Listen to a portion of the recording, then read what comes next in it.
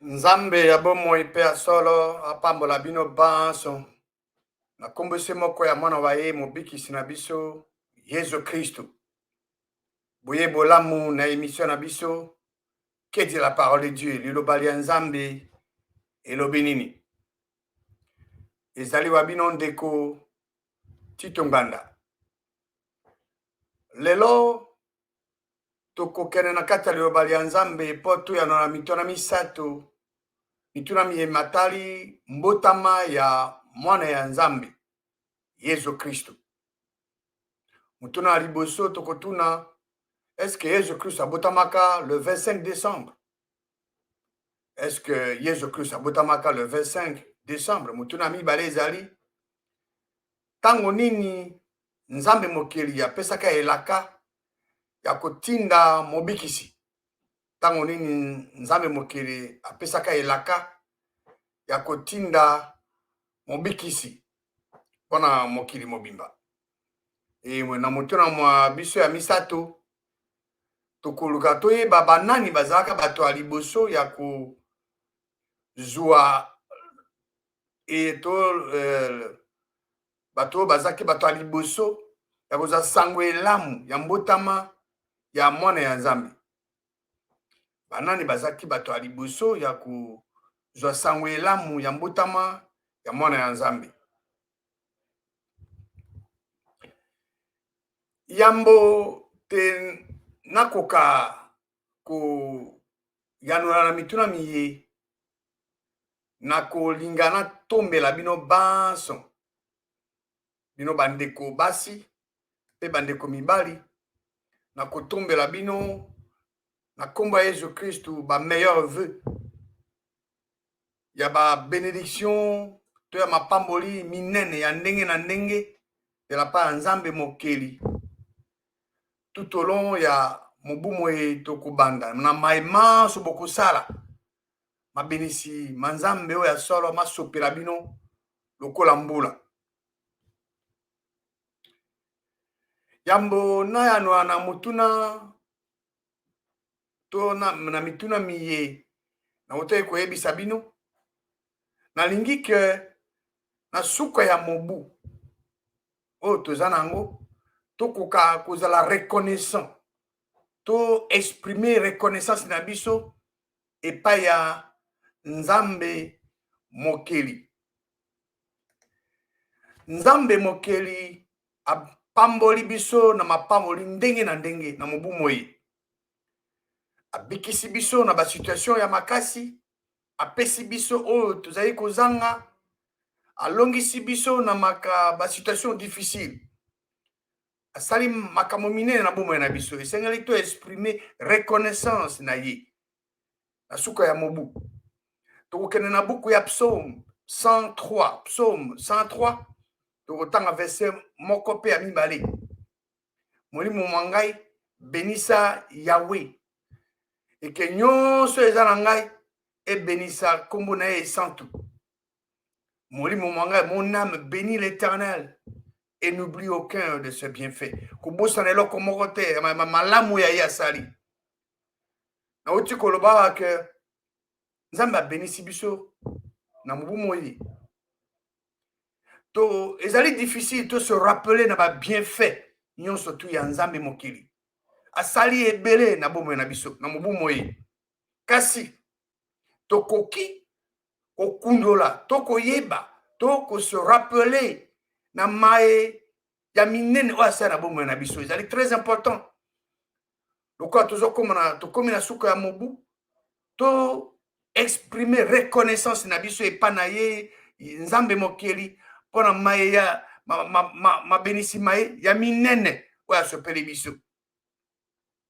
Tango tokobombango na mayele ma biso tokozala reconnaissant epai na ye, toko exprimer yango epai na ye mpo ete yayeba ete biso tobosani te mae ye asali na bomoi na biso na mobu moi. Mutuna na biso ya liboso, est-ce que Jésus-Christ abotamaka le 25 décembre? Est-ce que Jésus-Christ abotamaka le 25 décembre? Tokokende na buku ya Deutéronome Deutéronome chapitre 29. Deutéronome chapitre 29, tokotanga verset 29. Le banzambe lobi que mae mabombami ezali ya nzambe oyo akela likolo na biloko biso. Mae oyo eyebani to ezali revele ezali ya biso pe na bana babiso seko na seko. Mpona nini? Po ete tokoka kosalela mai manso makomami na buku oyo liloba nzambe. Nzambe oyo akela likolo na se na biloko biso mokolo moko te aloba kombo ya Noël na kati ya Biblia. Okoki komona mo Biblia na kati ya liloba ya nzambe te. Mbala nzike ekomami na kati ya liloba nzambe. Nzambe oyo ya solo yalingi teke bana baye bazala ignorant to bazana libunga. Ye nzambe oyo ya solo alingi ke biso bana baye toyeba. Toyeba surtout bosolo oyo etali makambo ya elimu, les choses spirituelles, et surtout yalingi toyeba bosolo concernant mwana wa ye mokonzi na biso Yesu Kristo, mwana wa ye Yesu Kristo. Yesu Kristo azali sujet ya liloba nzambe, sujet à parole de Dieu de Genèse, Apocalypse. Jésus-Christ est le sujet de la parole de Dieu de Genèse, Apocalypse. Soki toyekoli bozindo ya liloba ya nzambe, toyekoli yango dans le monde détail, surtout concernant mbotama ya Jésus-Christ. Soki totiki liloba nzambe yango moko et s'exprimer loba. En tout cas, tokoyeba, toko comprendre que Jésus-Christ a botamaka na décembre te. Pona nini? Po ete na décembre ezali malili, makasi. Tokomona tout à l'heure awa boy. Tango ba anjelo ba na sango ba biso na ba berger. Ba bokole ya mpata ya meme. Mais ibazalaki libanda na tango ya malili, bakoza libanda te na bibwele na bango. Donc Jésus-Christ a botamaka te na mokolo ya le 25 décembre. Et loko esengeli boyeba. Et loko esengeli boyeba ete le 25 décembre ezalaka date oyo bazako kumisa nzambe o bazobenga moi. Moi abengami nzambe. Ti lelo oyo bato bakumisaka moi.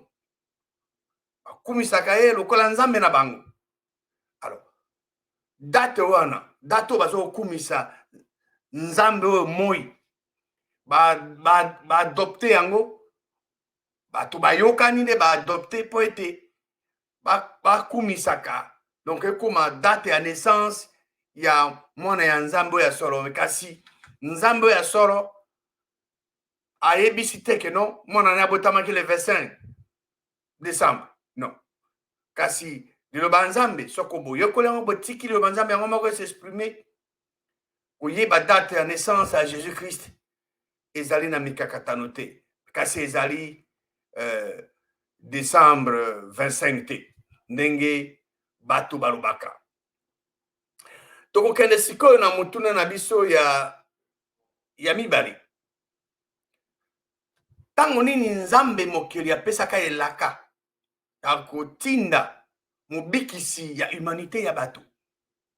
Tango nini nzambe mokili apesaka elaka ya kotinda mobikisi babikisa mokili bato wana mokili.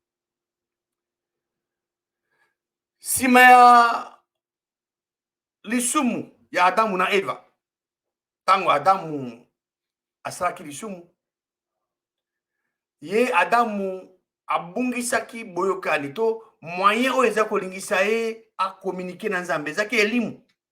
Adamu azalaki na nzoto na molimu pe na elimu esante. Tango asali lisumu, elimu elongwaki, akufaka na elimu. Elimu ezaki shute, moya komunike na nzambe ezaki te. Kasi mokeli ya likolo na se na biloko biso apesaki elaka Immédiatement après, apesi akotinda mobikisi po abikisa bato. Ye nzambe mokili. Nzambe mokili. Mokolo moko te aloba ete ye nde akoya po abikisa bato. Nzambe mokili mokolo moko te alaka ke ye moko akoya po abikisa bato. Non, ye alaka ete akotinda mobikisi mwana wa ye po ete abikisa bato. Alors, tango biso tokotanga liloba nzambe to comprendre toyebi bozindo ya mobikisi oyo nzambe alakaka. Alors, tokoki sikoyo ko apprécier bolingo na ye vis-à-vis na biso na botindaka Yesu Kristu po ete akoka korachete biso na maboko ya monguna. Yesu Kristu azali semence promise, azalaki oyo nzambe alakaka po ete aya abikisa bato. Toke na Genèse chapitre 3 verset 15. Genèse 3 verset 15. Nzambe alobi akotia inimitié, condition ya séparation ya hostilité entre nyoka na mwasi, entre postérité to semence ya nyoka na ya mwasi.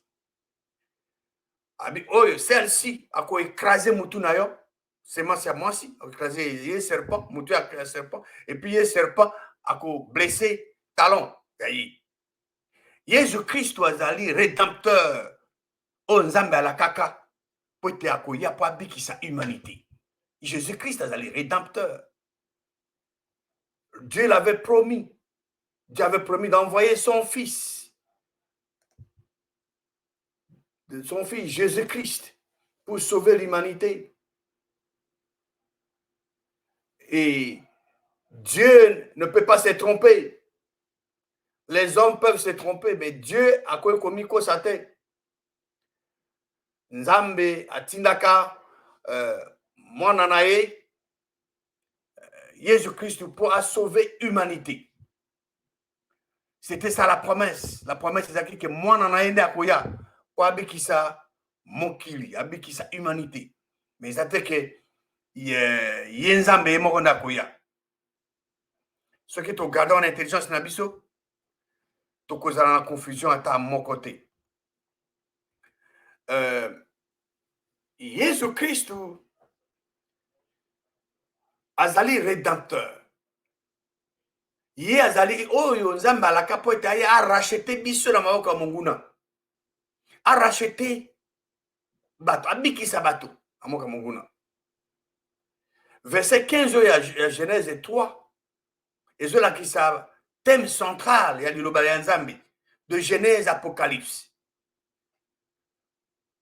Oyo nzambe alaka Yesu Kristu yende azali sujet ya liloba nzambe kobanda Genèse ti na Apocalypse. Ba prophétie ebele epesama na liloba nzambe. Ba prophétie ebele epesama na liloba nzambe ekomami concernant Messie. Oyo nzambe alakaka po ete akoya po ete abikisa mokili. Ezaki nde moto nde aya. Eza te ke nzambe aza elimu. Oyo Messie nzambe alakaka po ete akoya po abikisa mokili. Abiangami, aza na kombo ebele, abiangami la semence promise. Donc oyo nzambe alakaka po ete akoya po abikisa mokili. Yesu Christ abiangami prophète, abiangami un sacrificateur, pe abiangami un roi. Kati ya liloba ya nzambe. Nyonso oyo soki okende liloba nzambe okomona yango. Soki totala ndenge nini biso bato esenge to répondre na bolingo ya monene oyo nzambe asali na botindaka mwana wa ye oyo azali rédempteur po ete arachete biso na maboko ya monguna. Nzambe asali akokisi mokano mwa ye, atindi mwana wa ye po ete akobikisa biso. Aye mpe asali yango, asali accompli mission na ye. Na 1 Jean chapitre 3 verset 16 liloba nzambe elobi ete toyebi bolingo ete Yesu Kristo apesi bomoi ne mpo na biso. Biso mpe esengeli topesa bomoi na biso mpo na bandeko. Dans 1 Jean chapitre 4, versets 10 et 11. Et bolingo ezali nini? Bolingo ezali que biso no tolingi Nzambe. Kasi bolingo ezali que Nzambe nde alingi biso liboso, ye nde alingi biso pe atindeli biso mwana wa ye. Po etabikisa biso na masumu ma biso. Très important, c'est que bon na mayele. Nzambe mokeli alingi biso mingi. Po tusengeli na mobikisi. Adam akpeyaki. Il a fallu que Nzambe a racheté biso. Nzambe alaki ete akotinda mwana wa ye. Atindi mwana wa ye. Pe mwana na ye aye po ete abikisa biso. Pas accompli mission. Verset 11 le bénin. Bien-aimé. Soki Nzambe alingi biso. Esengeli biso pe tolingana entre biso tolinga bandeko basusu. Nous devons nous aimer les uns les autres. C'est tolingana. Jésus-Christ azali semence promise. Et le quoi azali semence promise, azali pivot. Donc, est le pivot de toute l'histoire humaine. Na uta yo lobalabina que Jésus-Christ azali sujet ya liloba Nzambe. Kobana na buku ya Genèse, tin Apocalypse. Na kasi Ancien Testament, na buku Ancien Testament, bamibali pe basi o bazaki bandimi. Bazalaki ko anticiper boye ya liboso ya Jésus-Christ. Elaka epesa maka ke Nzambe alobi akotinda Messi mobikisi. Bato babandai ko ndima bandimaka yango, bandeko basi pe mibao bandimaka yango, bazalaki ko zela boye ya liboso. Alors, Jésus-Christ aye, bato basusu bazalaki ko ndima, ba musu bazondima te. Mais ayaka quand même, tango aye abotami, akoli, accompli mission na ye, akangami, babomie na kuruse, akundamaki, butu misato, miko misato, Nzambe na nguya na ye, oza na ndelo te, asekuse na bawa, amatise likolo, avanisi ya loboko na mobali, ye azali ko intercéder, pona biso. Alors, ye lelo, ase akokisi, avani na droite Nzambe. Biso sikoyo, lokola ezali mission accompli. Alors, biso esengeli to lakisa, to confirmer na bato, to yebisa na bato. Effectivement, il y a accompli mission na ye, Nzambe pas sécurité na bawa. Alors, biso peut to ko ça de sorte que bato basuso bakondima, bakompe pas lobiko lokola biso pe to zui lobiko. Na mutuna na biso ya misato. Tokotuna banani bazaka bato aliboso oyo bazwaki sango elamu ya mbotama ya mwana ya Nzambe Yesu Kristo. Nzambe abotamaka te, mais mwana ya Nzambe nde abotamaka. Alors tokotuna wa banani bazwaka bao bazaka bato aliboso bazwi sango ya mbotama, sango elamu ya mbotama ya mwana ya Nzambe. Pona koyana na mutuna mona esengeli totala makomi. Totala makomi likolo ya ezoyebisa biso message ya ba angelu na bakengeli ya pata. Tokomona ke bakengeli ya pata bazaki bato aliboso ya kozwa sangwena, sangwelamu ya mbotama ya mwana ya Nzambe Yesu Kristo. Totala apparition ya ba ange ya Nzambe na bakengeli ya pata. Kengeli ya banyama. Moko ya ba événement wana ezali na buku ya évangile, na évangile ya Jean. Pardon, na évangile ya Luc chapitre 2. Évangile ya Luc chapitre 2. Na évangile ya Luc chapitre 2 ezali na apparition ya ba ange ya Nzambe na ba berger. Pona ko déclarer, pona ko ebisa bango mbotama ya mwana ya Nzambe Yesu Kristo. Na motema ya kitoko, un cœur humble. Ba berger to bakengeli ya pata bazwaki sango ela mwana. O ba ange ba ebisi bango. Bazwi sango wana bandimi yango pe. Tango bandimi ba agir en conséquence. Pe ba yebisi yango na bato basusu na esengo. Ndenge nini Nzambe mokeli apartageaki esengo na ye oyo etali mbotama ya mwana wa ye Yesu Kristu na bato basusu. Tango mwana oyo se moko ya Nzambe Yesu Kristu abotamaka, Nzambe mokili alingaki ete apartage yango sango wana elamu ya mbotama na ye ya mwana na ye na bato basusu. Mais po asala ngo asali nini? Atindi ba-ange. Ba-ange bazali ba-être spirituel oyo bakumisaka Nzambe. Atindi ba-ange, les messagers spéciaux po bapesa sango elamu ba-annoncer sango elamu wana. Nzambe aponaki bakengeli ya pata, bakengeli ya nyama oyo bazaki na motema ya kondima. Bato bana nde bazwaki sango elamu wana bazwi yango na lombangu mpe na esengo. Ezalaki moment moko spécial pour bango. Joie, esengo. Bazaki na esengo. Po Nzambe asalaka erreur te, Nzambe ayebaki ke bakozongo na esengo mpe bakoagir en conséquence mpe bakodéclare yango. Mpe basalaka yango exactement. Oka ndenge Nzambe ayebisaki bango. Banani bazali koconstitue bamessager wana spéciaux oyo Nzambe atindaki mpo bapesa sango epai ya bakengeli ya pata. Ya liboso ezaki ange oyo azaki ye moko.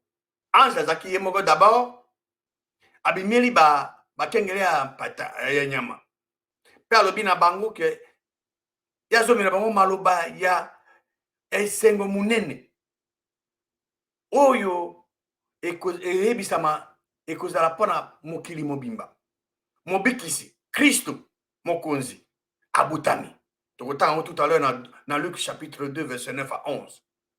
Donc ange à liboso ya abimeli bango ayebisi mpe bango abakisi eloko moko bokokana okuta mwana wana alali azali kushe na kati ya crèche mpe bazingi ye na elamba. Nsima ya ange wana moko baangelo basusu ebele liloba Nzambe elobi ndenge wana babimelaki mpe baberger bakengeli ya pata. Tokende na Luc chapitre 2 pour tout temps verset 9 à 11. Verset 9. Et voici un ange du Seigneur leur apparut. Ange ya mokonzi Nzambe abimeli bango. Puis kembo ya mokonzi et resplendit nzinga na bango. Et pesa bango bobangi munene. Verset 10. Kasi ange la lobi na bango bobanga te. Nzambe ya solo soka zolo bana bae toujours alobaka kobanga te, ne craignez point, n'ayez pas peur. Po ete nazo pesa bino sango elamu oye kozala pona bato banso esengo munene. Verset 11. Po ete lelo na ville ya David mobikisi abotami pona bino. Mobikisi komone nani? Kristo mokonzi abotami. Angelo oazaye moko alobi na bango na ba berger bobanga te. Nazoko annonce bino sango elamu oye kozala pona peuple ban pona bato banso esengo ya munene. Po ete lelo na ville ya David mobikisi Kristo mokonzi abotami. Wana ezaki message ye apesi. Luc totanga siko verset 13 na 14. Et soudain il s'est joint à l'ange une multitude de l'armée céleste. Ba angelo ba susu ba rejoindre angelo ya liboso. Louant Dieu, baza okumisa Nzambe, baza okumisa Jésus te abotami. Angelo ya liboso na ba susu ba ye basangani na ye, baza kokumisa Nzambe na bolobaka kembo na Nzambe oaza kona na likolo pe kimia lina mabele parmi bateaux. Voilà. Message est clair. Ba ange bazalaki na eloko moko très important ya koloba. Ba ange balobi na ba berger que Jésus-Christ abotami. Et naissance wana mbotama Jésus-Christ ezali kembo pona nzambe. Et puis ils ont démontré kimia na moki nzambe na bato. Ba berger bazaki siko na choix. Omoni vio tozali ezali vie ya kopona ya koshwa ya kopona pardon. Moto ifa pona eloko esenga sala.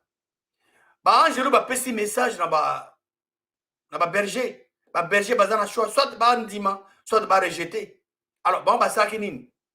Ba berger ba poni kondima. Sango elamu mbotama ya mwana nzambe pe bake basani nini? Bake kopanza yango. Dès que bango bazwaki sango wana o ba ange balobaki bango bake sur le champ immédiatement pour ba no mwana Jésus. Tozoko mona awa na action na bango ke bazali ko se confier na nzambe. Ba ndimi sango elamu ba ebisi bango na ba ange pe bake ko annoncer yango. Luc chapitre 2 verset 15 et 16. Le banzambe elobi nini? Tango ba angelu ba longwe bazozonga na likolo ba berger bakengela pata balobi entre bango abi tokene na Bethlehem totala eloko nini salami eloko nini totala eloko nzambe mokonzi ayebisi biso nous a fait connaître nana ngo ayebisaki bango ngo ezali mokonzi a fait connaître bango quoi ayebisi bango eloko nini ke ayebisi bango mbotama ya mwana na ye Yesu Kristo. Bake na lombango bakuti Marie pe Joseph pe na mwana oyo azaki alalaki na kati ya crèche. Ndenge nini ba berger bakutaki mwana Yesu Kristo? Ba berger bakuti le nouveau-né Jésus exactement le cas ba ange ba ebisaki bango. Timing ya nzambe za parfait. Na bokutaka ndenge wana epesi bango esengo ba berger bazwe esengo bamoni maye nzambe ayebisaki bango à travers ba ange promesse na ye bamoni yango exactement. Par conséquent ba berger basali nini bakei ko annoncer bakei ko yebisa partout sango elamu ya mbotama ya Yesu Kristo. Ba croyant wana bazalaki tellement enthousiasmé na loko nzambe ayebisi bango bamoni yango pe bake koloba ngo na bato banso. Totanga sikoyo verset 17 et 18. Tango bamoni mwana bayebisi mai manso balobelaki bango au sujet ya mwana wana. Bato banso bazoyoka bango bazaki na kati ya likamwi bazokamwa na makambo manso ba berger bazaki koloba. Bato banso oyo ba berger bazoyebisa sango elamu ya mbotama ya mwana na nzambe bazaki émerveillé. Basepelaki ba berger bazaki na esengo pe esengo wana baza kosala nini bazo continuer kopanza sango wana na bato basusu po ete bato bazo bayeba sango wana. Tokoki komona awa ke nzambe aponaki te un roi to bato bazaki na mbongo ebele to bato baza na bokasi to ba chef religieux oyo ntango wana po ayebisa bango message oyo ya mwana mbotama ya mwana nzambe. Kasi aponi ba humble berger ayebaki ete bango bakondima pe bakopanza sango yango na esengo nyonso nzambe ataka na motema. Donc tomoni resi ya ba berger baboye na kati ya loba nzambe ezali exemple munene mpona kozala na motema humble mpona korecevoir liloba nzambe e kolakisa ndenge nini nzambe ezokomonisa mpe ndenge nini nzambe aza kobenisa bato bandimaka. Nzambe atindi ange epa banani nzambe atindi ange ba ange po ba annoncer sango elamu ya mbotama na ye na bato bazaki humble bato bana bazwi message wana pe bapanzi yango partout lokola ba berger o bandimaki biso pe tokoyi kozwa liloba nzambe lolenge lona pe tokende kopanza yango na esengo. Yesu Christ abotamaka akufi azalaki enseveli 3 jours et 3 nuits dans la tombe kasi nzambe asekwisa Yesu Christ na bawa bavandisa na loboko na ya mobali lokola baberger bacroyant berger biso mpe tokoki mpe kokende kopanza sango elamu ya sekwa ya Yesu Kristu na bato basusu po ete bazwa lobiko mpona kosukisa towuti kotala na kati ya liloba ya Nzambe towuti koyanola na mituna misato relative à la naissance de Jésus-Christ oyo azali semence promise na biso. Est-ce que Jésus-Christ abotamaka na mokolo le 25 décembre eyano ezali lokuta abotama le 25 décembre te toyebi ete na décembre ezalaka malili abotamaka na décembre te eloko sengo toyeba ete le 25 décembre ezali mokolo oyo bakumisaka nzambe oyo babengi moi Dieu soleil date wana ezalaki adopté bato baadopté yango po ete bacélébre naissance ya Jésus-Christ nzambe mokolo moko te amansionne mo Noël na kati ya liloba ya ye ntango nini nzambe alakaka ke akotinda mobikisi mpo abikisa bato ezalaki immédiatement ntango Adam akpeyaka wana immédiatement après nzambe alakaka ete akotinda mobikisi mpo ete aye asauve l'humanité après chute ya Adam banani bazalaki bato ya liboso ya kozwa sango elamu concernant naissance ya mwana ya nzambe tomonaki yango na kati ya liloba ya nzambe baberger bakengeli ya mpata bango nde bazalaki bato ya liboso bazwi sango ena oyo baangelo bayebisaki bango bazwi yango bakei bakei kopanza yango avec joie mpo ete bato basusu bayeba lokola baberger oyo bandimaki sango elamu ya mbotama ya Yesu Kristo mpe bakende kopanza yango biso mpe yo ndeko mwasi yo ndeko mobali biso toyebi ete nzambe asekwisa Yesu Kristo na bawa mpe avandisi na loboko na mobali biso mpe esenge tokende topanza sango ena sango elamu mpo bato baso oyo bakondima bazwa mpe lobiko babika mpo ete ntango Yesu Kristo akozonga tozala biso panso elongo nzambe oyo akela likolo na se na biloko biso apambola bino banso na kombo moko ya mwana wa ye mobikisi na biso Yesu Kristo